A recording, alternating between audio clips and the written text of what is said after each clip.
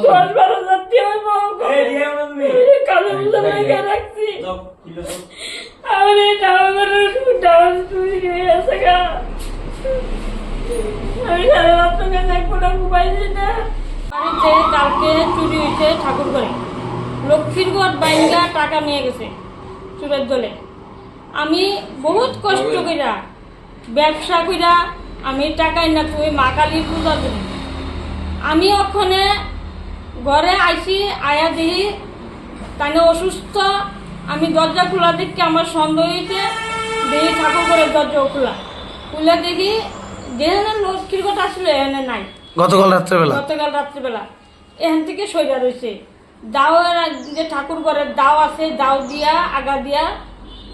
পুরা ভাঙছে ভাঙ্গিয়া টাকা লইয়া গেছে এরপরে আমি অনেক রাত্রিবেলা আমি ঘুমাই দিচ্ছি তাই কিন্তু শরীর পারে না পাও ভাঙা কেন উঠতে পারে না এই পারাবতী সবাই জানে একজন না এক চোরের দলে আছে তারে আমার সন্দেহ হয় কারণ তে আবার আমার দোকানে 2বার ঢুকছে আরেকবারও আমার লক্ষ্মীর ঘর ভাঙছে ভাঙ্গা নিতে পারছে না এরপরে কার সন্দেহ আপনার নাম কি জাগির মিয়ার ছেলে চুরি করে সব সময় চুরি করে কোটা মাটি আজকে পুলিশ আইছে নি ঘটনা খবর পায়া আজকে পুলিশ আইছে তদন্ত করছে তারা দেখবো এটা কি পুলিশ আপনারা কি আশ্বস্ত করে গেছে তারা দেখবো তারা কত টাকা জানো মানে 20,000 টাকা হইবে বেশিও হইতে পারে